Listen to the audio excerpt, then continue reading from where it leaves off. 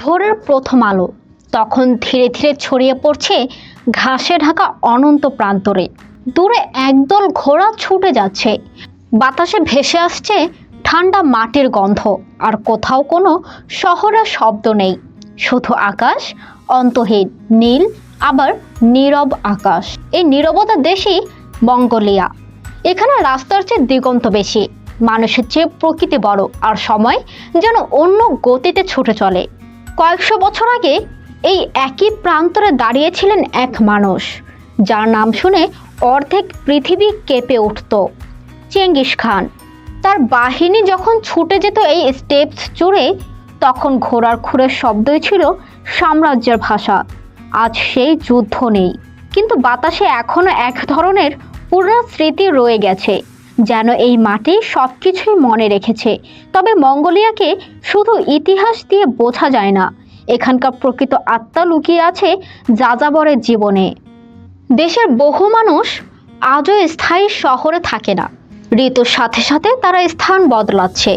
সঙ্গে থাকা গের, গোলাকার সাদা তাঁবু, ছোট, যেটা কয়েক ঘন্টার মধ্যেই গুটিয়ে নতুন জায়গায় নিয়ে যাওয়া সম্ভব। বাইরের পৃথিবীর কাছে এটা হয়তো কঠিন জীবন, কিন্তু তাদের চোখে এটাই স্বাধীনতা। রাত হলে আগুন জ্বলে, দুধ চা ফুটতে থাকে ধীরে ধীরে।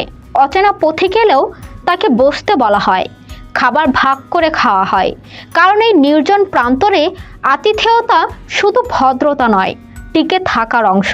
আর ঠিক এখানেই ঘোড়ার গুরুত্বটা বোঝা যায়।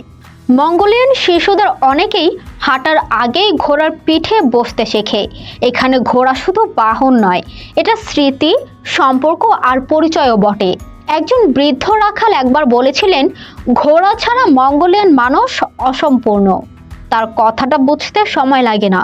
তারপর দক্ষিণে গেলে বদলে যায় পুরো পৃথিবী।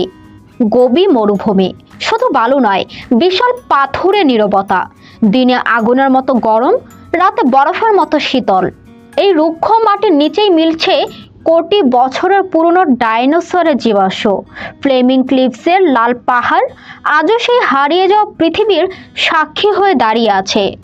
আবার উত্তরে খুবস্কল হ্রদের ধারে গেলে মনে হবে যেন আপনি অন্য কোনো গ্রহে চলে এসেছেন। স্বচ্ছ নীল জল, পাইন বনের গন্ধ, চারদিকে এমন নীরবতা যেখানে নিজের শ্বাসের শব্দ আলাদা করে শোনা যায়। মঙ্গোলিয়া আসলে বৈপরত্যের দেশ, রুক্ষ কিন্তু কোমল, নিঃশব্দ কিন্তু আতিথেয়, প্রাচীন অথচ এখনো জীবন্ত। হয়তো এ কারণেই এই দেশ মানুষকে শুধু ভ্রমণ করায় না, ভেতর থেকে একটু বদলেও দেয়।